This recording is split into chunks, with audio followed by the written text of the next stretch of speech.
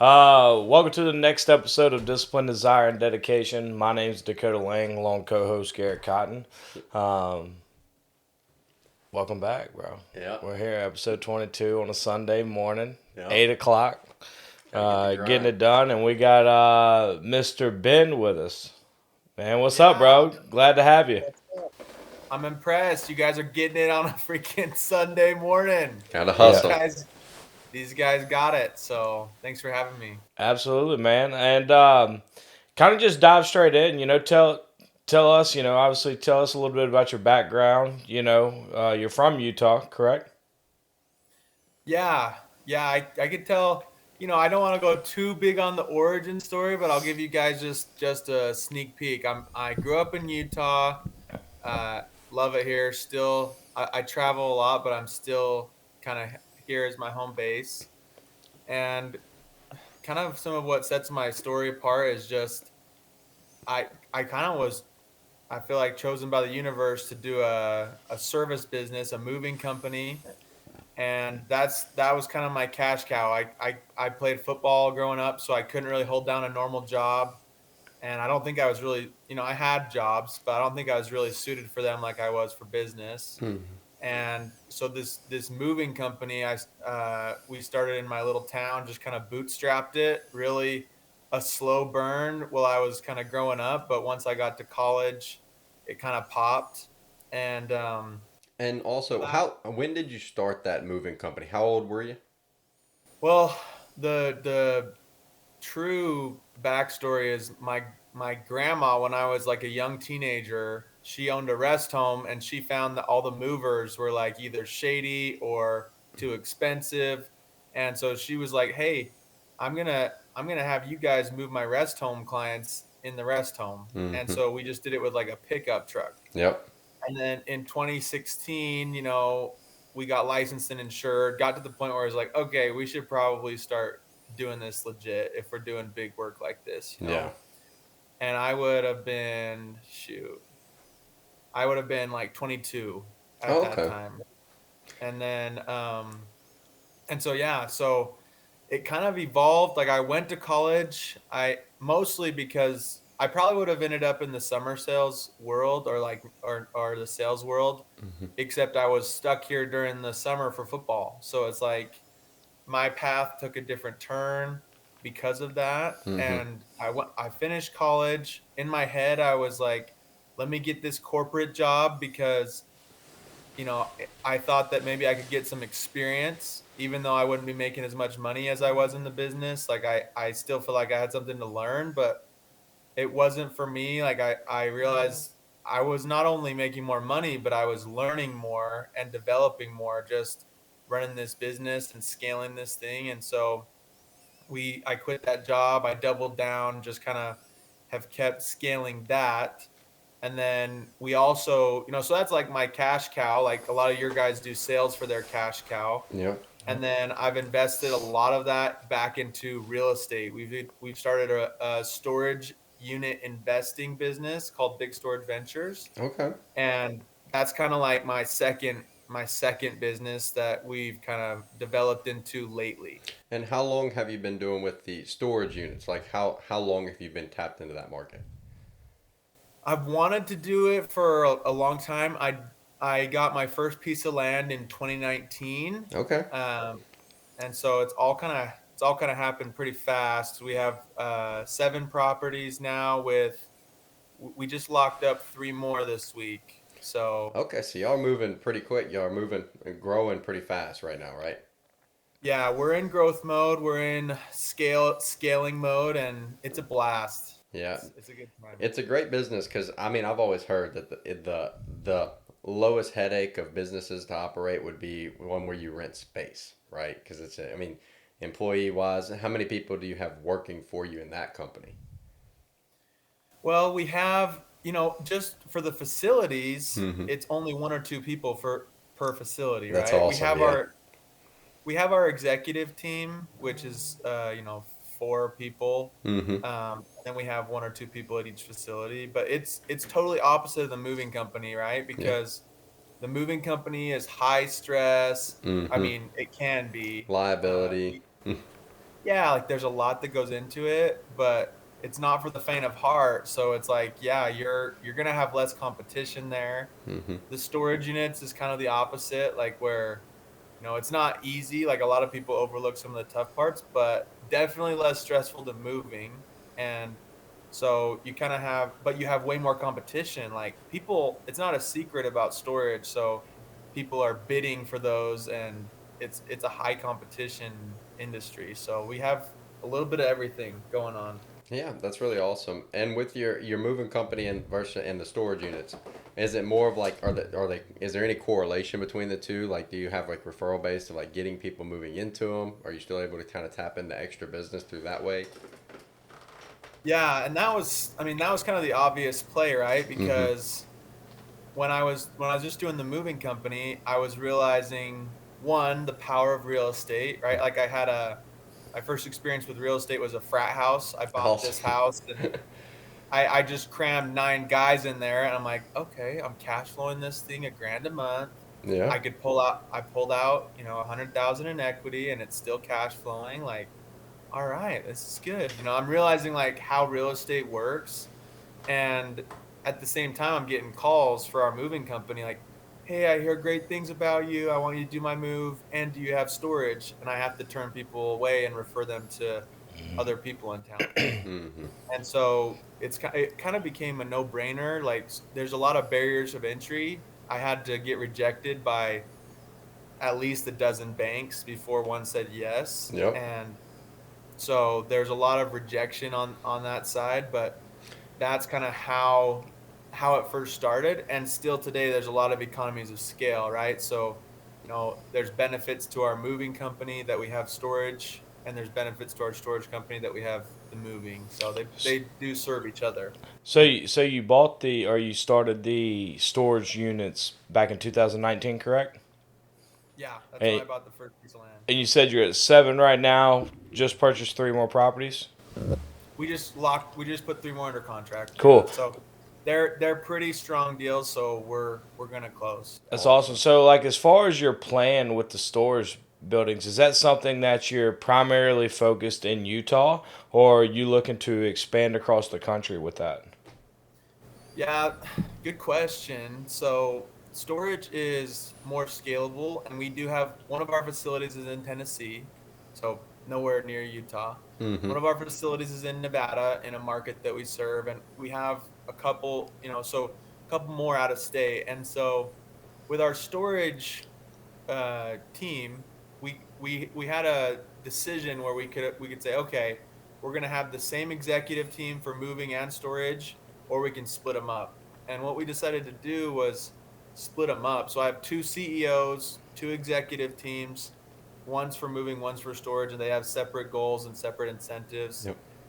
And really our goal for the storage side is to not lean on the moving company, right? Like that's obviously what we started at was, hey, we're special because we have the moving company as our sister company, but we're trying to get so good at storage investing and operating that we don't need the moving company. And this deal in Tennessee is a really good example of just one of our best deals, and we don't even have the moving company there to support it. So Mm-hmm. And how old are you, Ben? I'm 30.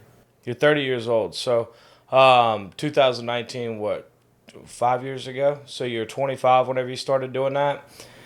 Yeah, yeah. Basically, bought that first piece of land, and it took me still a year to build. So it wasn't really open for business till like 2021. So a lot of this stuff has happened in the last like 3.5 years. I think one of the points that you can really touch on is a lot of people have great ideas as far as business, young entrepreneurs, and they're like, they have this idea but they can't figure out how to make that into action, right? So kind of talk about your process of going to 12 banks, getting rejected over and over again to try to receive the capital to be able to do what you wanted to do. Kind of talk talk through that process from start to finish as far as like were you bringing plans to the bank? Were you just walking up there just hey I need this amount of money? Kind of talk that through just so the audience can kind of see a different perspective on how you overcame that. And did you have any type of mentorship during that, or was it just kind of like raw dogging it? You're going out there just learning through failure, kind of.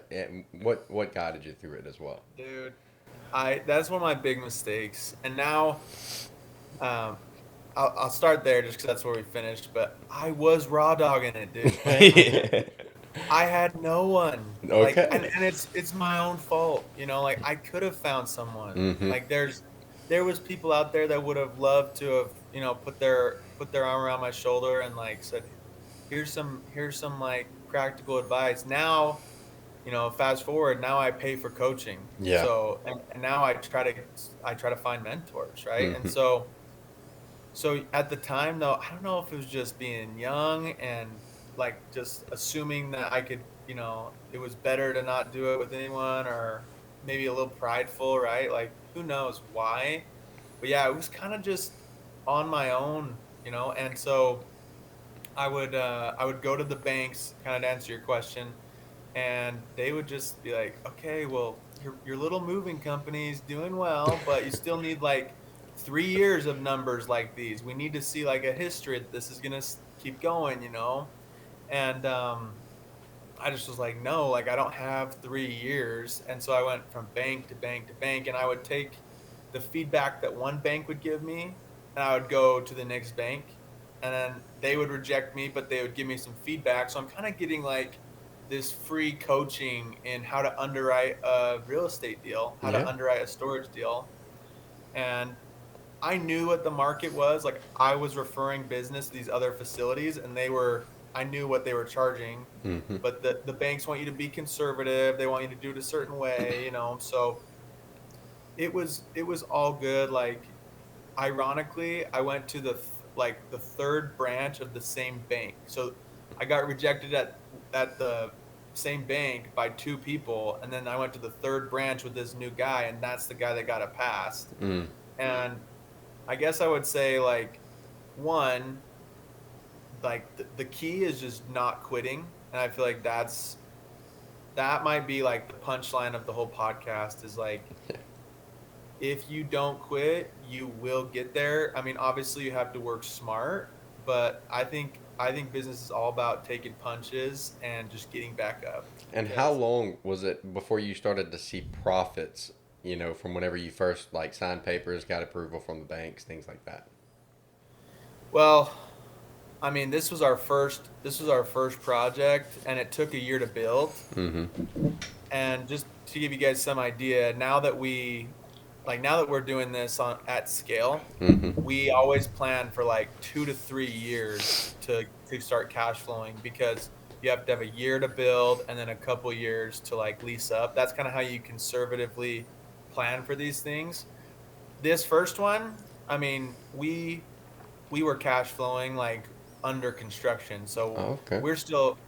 I mean, it's never going to happen again. But Mm-hmm. like I just had so much demand and so much at the time that I would just fill these units with people that were moving, and I didn't have my CO yet. I was breaking the rules. Like we weren't supposed to be putting people's stuff in there until it had passed inspection.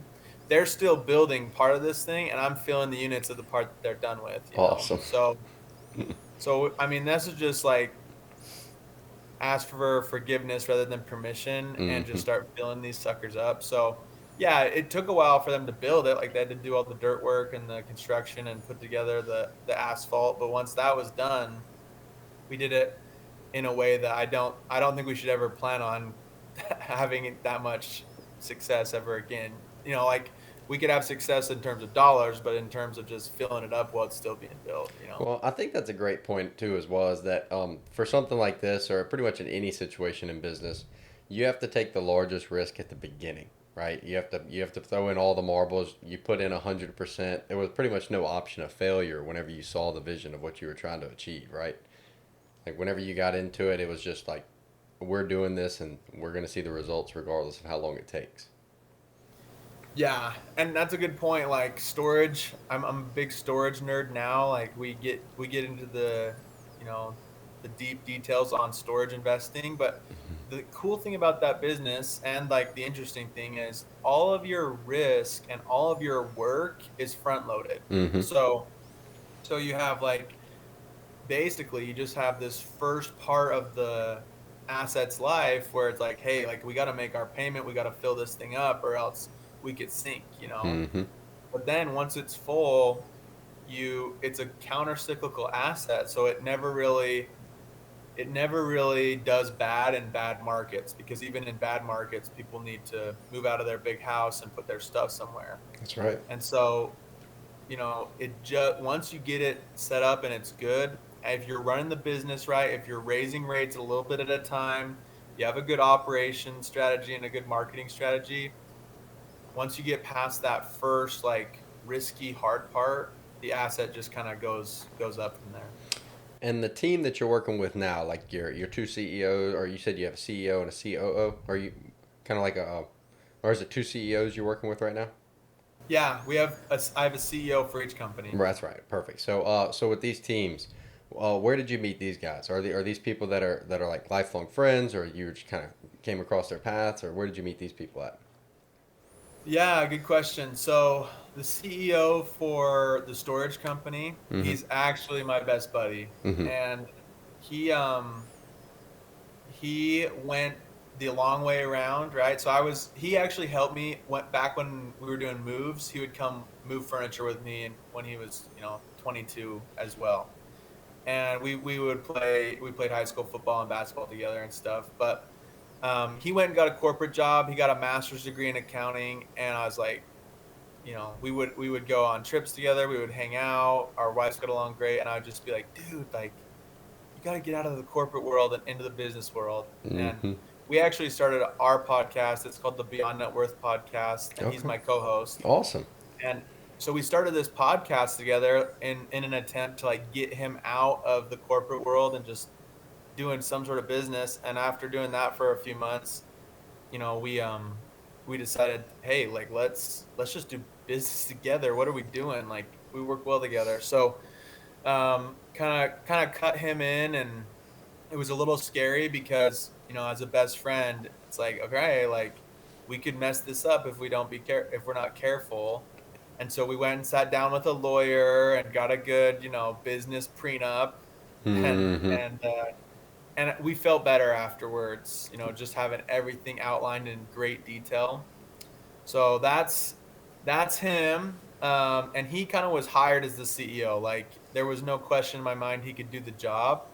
And with that business, we kind of hired from the top down. So he was like my first hire on the storage side was him. Okay. On the moving side, my CEO's name is Garrett, and I actually met him in Florida. That's where I served my mission for the church, was in Florida. But his story was different because we scaled from the bottom up. So, like when I was scaling the moving company, money was more important than time. So Mm. I was passing off the lowest paid jobs and keeping the highest paid jobs. And with storage is the opposite, where I passed off the highest paid job first. Mm-hmm. So anyways, he kind of had to climb his way to the top. Like I had him start as a mover in the field, like moving furniture, and he climbed his way to being the manager of the field work, being an executive in the office, and then he was kind of like the obvious choice for the CEO role. Yeah. And the guys with the one from Florida, is he part of the church as well? Yeah. He is. That's pretty awesome too. So was he on a mission and y'all met on a mission? No, he was just living there. Oh, Yeah. okay. His wife worked at Disney, and so that's why he was out there. Awesome. Well, that's really cool too, though. Yeah. And then yeah. Any other? Yeah, I'm thinking. And his name was Garrett. So, does he still currently live in Florida? No, he's in Utah. He Okay. actually moved to Arizona for a job, and then that job didn't work out, and he was hinting like, all right, I want to come do something with you. I didn't recruit him from Florida. He actually moved to Arizona first, and then I recruited him kind of from Arizona. Okay, so it wasn't in that immediate interaction where y'all kind of jobbed right there. It was later on down the road that he joined you. Yeah, we were friends for, geez, almost not quite, but almost like a decade before he kind of like, hey, like I'd love to come work with you, you Right. know? And then for Like, yourself as well. So I always like to ask the people we bring on, did you go to college? Did you finish college? Is that something that helped you to get built in where you're at today? I did go to college. I did finish college. I don't really like recommend it. What was your degree in?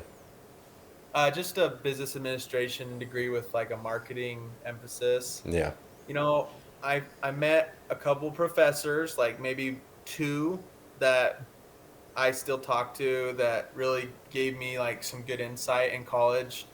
Um, I don't really feel I feel like, there's other reasons to go to college, like networking, right? Like I met a lot of the people I work with now in college. I played football, so that was the main reason why I kind of had to just finish, was Yeah. just because I was playing football. Well, that's even like our industry over here. For us, our team, when I came to Utah originally to start working with our company.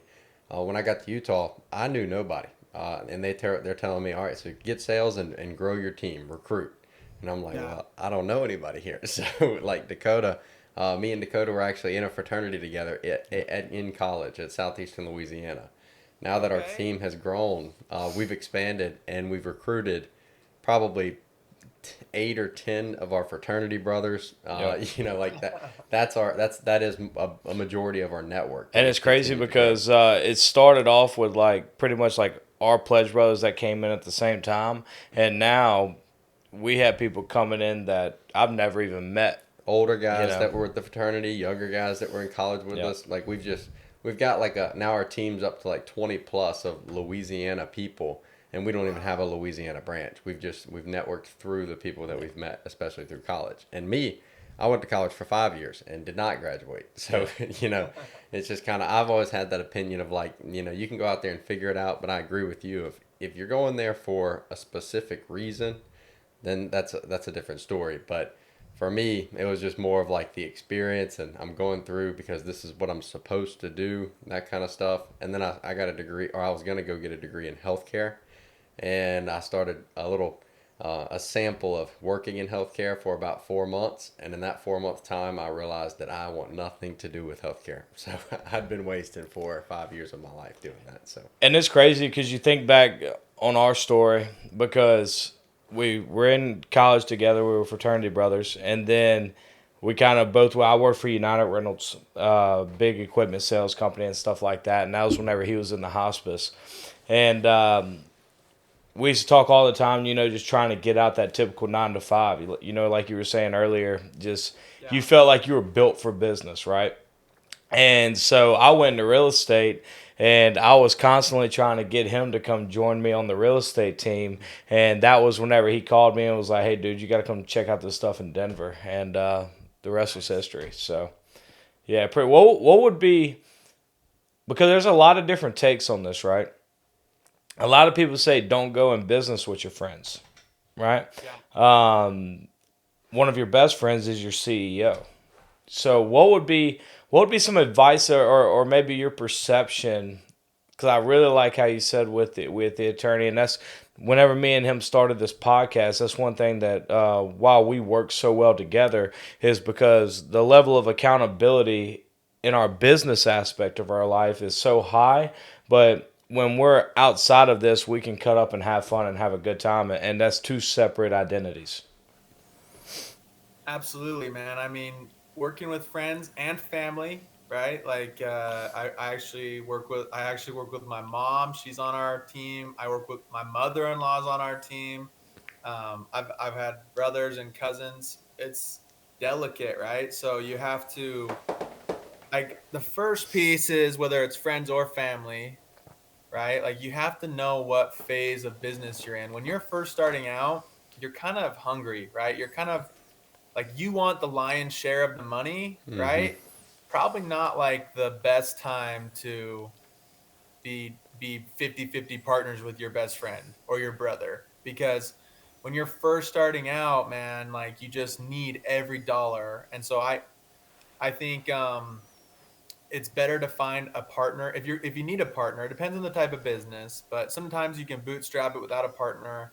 and that's great. If you need a partner, it's better to find like an older partner who can, they have capital, they don't want to work, they're not hurting for money, they want a long-term investment, right? Like find someone that complements you. But yeah, when you do work with family and friends later down the line, like just set clear expectations, just make sure that you always, have enough in the budget to just maybe give them a little bit more than the market would, and just make sure you're taking care of them. But I think the key is what I already touched on is, yeah, you got to make sure that you got to have lawyers, and it's got to be legit, and so everyone's going to feel better. Because if it's like on a handshake, Mm-hmm. a lot of times that never comes through, and it's not anyone's fault. It's just the nature of like a handshake deal is that it's unofficial.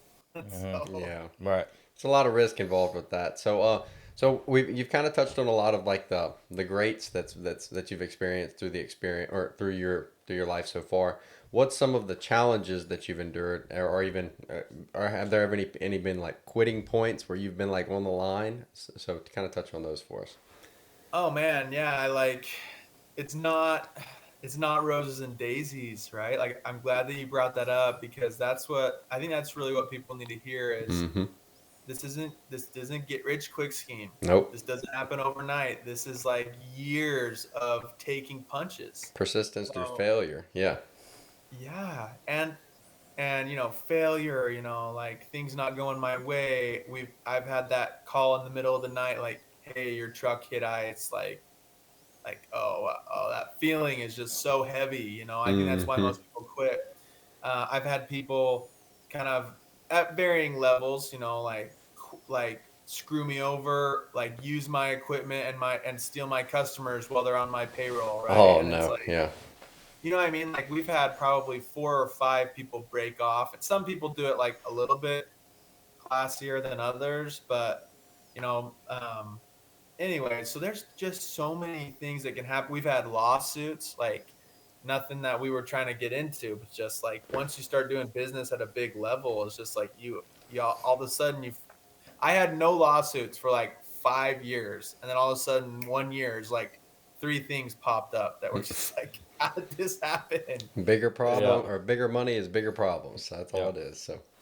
It's true. It's true. And you've got to be able to have that stress tolerance, and that, like your guys's podcast name, right? The Mm-hmm. desire is what gets you in it, but you have to have that dedication and discipline to like stay in it when it's tough. Yeah. Yep. So pretty self-explanatory. I feel like having a high stress tolerance, and just being able to seek excellence instead of perfection, and being able to, as long as you did your best, you put out excellent output.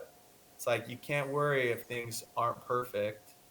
And one thing I always stress is like, I like to triage things. I like to see myself as like a army doctor, right? I got 3 guys bloody on the ground, and one guy's for sure gonna die, one guy's for sure gonna live, but that guy in the middle, like like if I could just work on him and not think about anything else, I could do the most good for that guy, Mm-hmm. and just like finding ways to prioritize and organize, and just set yourself up to execute and not worry about some of the other stuff going on. Like that's how you get through those hard times. Yeah. One thing that I always say, especially like you nailed it, high stress situations. And one thing that I pass on to people that I train and myself is that literally just slowing everything down, being in that specific moment. Because as a business owner, I could only imagine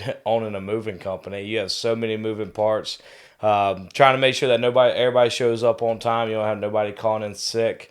Um, and you have people relying on you, right? And it's easy whenever you're in those situations to panic, but at the same time, just slowing everything down to where you have fully control is what, in my opinion, makes a successful business. Would you say that there's been any type of like nobody's like born just like hungry like that. So like what have you read, like books, or there been any like crazy experience, or even your mission? Like did you learn a lot on your mission that just kind of like opened your eyes that I need to do this stuff? Man, I mean, I feel like I am wired for it, right? Mm-hmm. Like I love what I love about entrepreneurship is that none of my time is wasted, right? If you're working a big corporate job and you're doing stuff that really doesn't like it doesn't put anything in your pocket, Right. right? It's just like so I love that about this life that you get out of it what you put into it. Mm-hmm. Um, I have read some of those books, but there's not really one that I would attribute to my hunger or my like desire for success. Yep. I would just say like probably just have being a visionary and having that big picture of just, hey, here's what I want out of life. I want this freedom. I want this ability to help people. I want this ability to, have choices and being able to provide a life. I have 2 kids under 2 right now, and That's it's like awesome. that's what we're going for is a legacy for them, and Boys or girls? I got a little girl toddler, and then I've she's almost 2, and then I have a 2-month-old son. So I That's got one of awesome. each. I got one little girl. She's 6 months old, and I got a baby girl on the way. So knocking What? them out Okay. quick. Yeah, Yeah. but I'm right there with you. You got to build that legacy. Would you say you have like a 5 or a 10 year plan that you've kind of that you're chasing after right now? Like, what's your vision? Yeah, I mean, so this book is not necessarily motivational, but it's more like an execution tool. You guys read the book Traction? Not yet. Mm-mm. So that's the one that's like it's not gonna hype you up, but it's gonna help you get to where you want to go in like 10 years, right? Hmm. And so Traction is like kind of what we model our businesses. That's how we build out our executive teams, our accountability charts, and our goals. And so yeah, we have goals for the moving company. Our 10-year vision for the moving company is we want to be profiting $10 million a year, and to do that, we're going to have to gross $40 million a year. Hmm. And then for the storage facility, we want 300 million under assets under management in 10 years. Yeah. So those are our big picture. That's basically like a 30% increase year over year for the moving, and then 100% increase year over year for the storage. Have y'all been meeting Yeah. that each year in the previous? Some years we've exceeded it, and some years we've got short. It's gonna happen. Yeah. You can have a hockey curve year, so we haven't really changed the 10-year goal yet, but we adjust our annual goals a little bit, but you can still have some years pop better than others depending on what you're seeing in the market. So yeah, those are like our 10-year goals. We tackle goals more on like a quarterly. Like that's how I think quarterly goals Hmm. are really where the magic happens, because it's like you throw something out for 10 years, like that's too A loose. And if you lot try to get changes. Yeah. Yeah. A lot of if you curveballs try, that you don't anticipate. yeah, and if you try to get something done in a day, you're just gonna end up beating yourself up. But like if you set like really realistic quarterly goals and you track that and you measure that and I feel like that's a lot where the magic happens, is like those medium sized chunks. I feel that's where you can accomplish the most. Yeah, and it really interests me, like the storage unit side of that business that you're in. So is that something that it's taking you time? Well, are you putting in a lot of hours into this industry? Like, are you working 6 days a week? Are you like hustling every single day, or is it more of like now that you've got the business plan built out, now it's just like how much time Yeah. Are of you are yours? you are you a lot hands on or no? Yeah, great question. I still am in it. I have it set up so I can leave, Mm-hmm. and it still goes well. So like today, we're going to Lake Powell. Have you guys been out there? I want to so bad. Yeah, it That's No. looks beautiful. That's in Utah. that's Mm-hmm. it's a special. It's just a quick drive down from Colorado, though. You guys got to go hit it. But yeah, so like we're gonna be gone, for most of this week, and everything's gonna be fine. Like everyone has their assignments. Um, how I run my business, but when I come, I can contribute and help the business grow, right?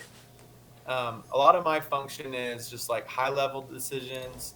I have a marketing role, like where I have a networking role, and then just like some of the big things, right? Um, so on like my week is structured a little bit like this. On Mondays, I always call my CEOs and I ask them their top 5 goals for the week. Mm-hmm.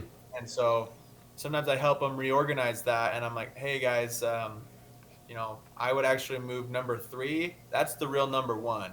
And there's actually something you didn't think of that we need to put as number 2, and the rest is good. Or some weeks it's just like, yeah, you guys already, what you propose as your top 5, that's your top 5, right? So I'm just checking in with the executives, supporting them, like high level tasks that they're kind of thinking, just kind of training them and helping them to have a successful experience. Um, Tuesdays I do some moving meetings, but if I'm not there, like I won't be there this week, Mm-hmm. those meetings will go on without me. And then Wednesdays we do um, mostly that's like our content day, and that's also we do a little bit of storage in the afternoons, and then Thursday we do that's the day I meet with the storage team, and then the executive assistant team, and then Hmm. Friday and Mondays, that's kind of like my flex day. That's the day that I'll go meet with sellers, high level networking, anything that didn't get done through the rest of the week, I can plug that in. But it's set up so I can be gone and just have that freedom. But when I'm here, I have systems I can jump in and support the executive team. I'd That's say awesome. that's definitely the big plan is because I've been hearing stuff too. Is like you truly, I mean, you don't want to be an entrepreneur that has to be there in the office every day, have to be pulling that weight. The business owner where you can kind of answer and solve the big problems, where it's not, I mean, it's a more stressful spot because you got a lot more pressure on you, but not be having to be there every day of the week driving people, it makes it all worth it at the end, I'd say.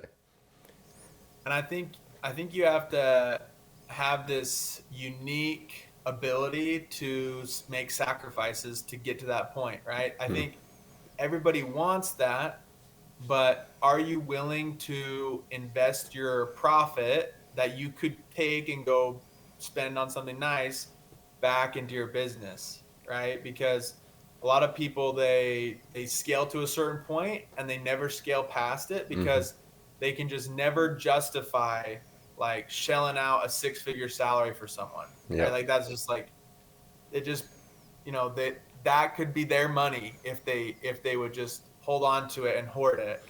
But Yeah. it's like actually shelling out money for executive assistants for people to help you on your team, that's what's going to get you there.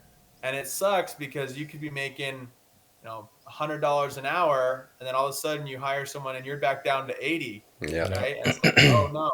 What would But you if you ever say? want to get to 150 an hour, you have to take that step. That's right. Yep. And owning a business is it's nonstop sacrificing, right? But what would you say is in your experience since 2019 when you started all this, like what was the biggest sacrifice that's helped you to get to where you are? Um, well, in terms of dollars, it's just investing in an executive team, right? Like I was running the whole thing from my cell phone. Oh The gosh. whole, like, and so I would leave every day. I would wake up. I never got to sleep in. In fact, I never even set an alarm. I would just let the customers and the team decide and I would just clear my throat, wake up, sit up in bed, and say, "Big Ben's moving. How can I help you?" Yep. And that was every day. I was running this thing from my phone, and so putting that incentive, forward to pay like decent sized salaries and with profit sharing, investing shares, and creative things to keep these guys, hungry. Because now these guys they have kids, they have they this is their career now, Yeah. and so putting that putting that financial um, profit back in their hands and giving that up, that's got to be the biggest financial sacrifice. I don't know that I'm trying to think of anything else like that would rival that.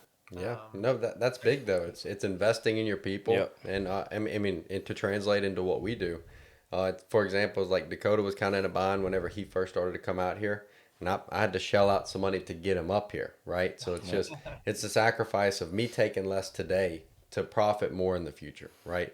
And that's what business is you have to put in the time, you have to see no value at the beginning, and just trust that the plays are going to play out and the results that we're looking for are going to come. And also, yeah, investing into your people, like you said, when Cotton invested into me and got me to Denver, all I've done is just repay it back to my people, and it's just an onward trend. That I preach that all the time is you have to invest in your people because you can't do it on your own. It's literally impossible. And, So and also, Ben, I don't know if you know like a little bit too much about our story, but the way that we recruit is the way that I was recruited from the very beginning. So my cousin had called me to come and do this job, and he said, he's like, Garrett, I found this job on Indeed. It's pretty good. My first month, I made like $8,000 knocking door. Well, he didn't even tell me door knocking. He just told me the money.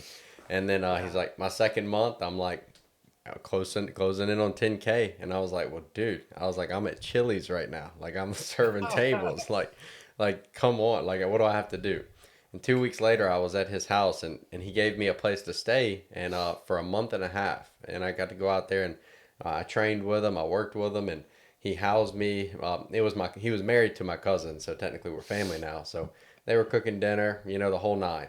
He got me into CrossFit, started working out in the mornings, but it kind of just guided me because if I want to come out there and make 8 to 10 thousand a month, I just need to do exactly what he's doing. So from daylight to dark, that's what it became. And now we've just transformed that. I've been with this company for just over 2 years. And in the 2 year period of living here, I've only had, and I'll keep this in mind, I've had a baby. I got baby number 2 on the way. But in the last 2 years, I've only lived alone in my house for less than 4 months of the 2 years. Because every 2 months or every month and a half, I'm cycling another recruit, and we'll move them into our house. Like Dakota's lived in my house for 2 months. Came up there, take care of them, put them on a workout plan, eating right, working every day.